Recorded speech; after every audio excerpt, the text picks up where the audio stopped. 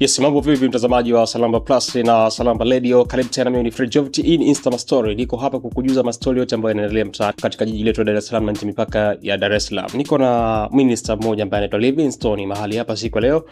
Tumekuja kuzungumza namna gani anafanya huduma yake akiwa kijana. Livingstone, mambo vipi mzee? Salama mzee. Uko poa? Yeah, niko vizuri. Naamini uko vizuri na ulalamiki. Niko vizuri sana. Niko vizuri sana. Yesu anakutetea. Yesu ni mwema na tunamshukuru Mungu katika hayo. Karibu kwenye Insta Story, maybe Fred Joviti. Leo umeingia kwenye 18 za kwangu. Sawa. Uko tayari? Yeah, niko tayari. Uko tayari? Niko tayari.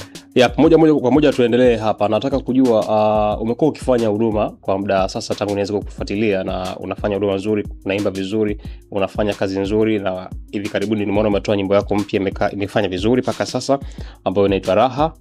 Lakini nataka kujua kitu kimoja. Namna ya uimbaji wako ambao unaimba paka sasa ni aina tofauti ya muziki ambao unajulikana kama muziki wa gospel. Yaani umekaa katikati kama bongo flava kama gospel. Hii inakuja kwako ikoje? Namna ya uandishi wako, yani ulifikiria kitu gani kuandika nyimbo kwa namna hii?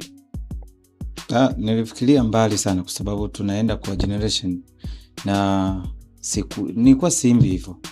Kwa mwanzo nilikuwa naimba kawaida tofauti kabisa na vile ambavyo naimba kwa sasa. Ila kwa sababu ya mabadiliko ya ulimwengu na kuona kwamba wale ambao tunawapelekea ujumbe ni Gen Z kwa lugha nyingine, wale ambao kuanzia 2000 kuja huko mbele. Kwa unaona wale ambao tulikuwa nao kwenye generation ya kwanza kidogo ni watu ambao wanasikiliza, lakini asilimia kubwa tunatamani sana kupata vijana ambao tunaweza tukawabadilisha. Sasa Gen Z ni watu ambao tayari wanaamini muziki wa kisasa na ule ambao utawafikia kwa haraka zaidi. Kwa nikaona ni vyema zaidi kubadilisha system na tuweze kufanya vizuri kwa namna ambayo tutakamata rika zote kuanzia wazee mpaka vijana. Kwa nadhani hiyo tu.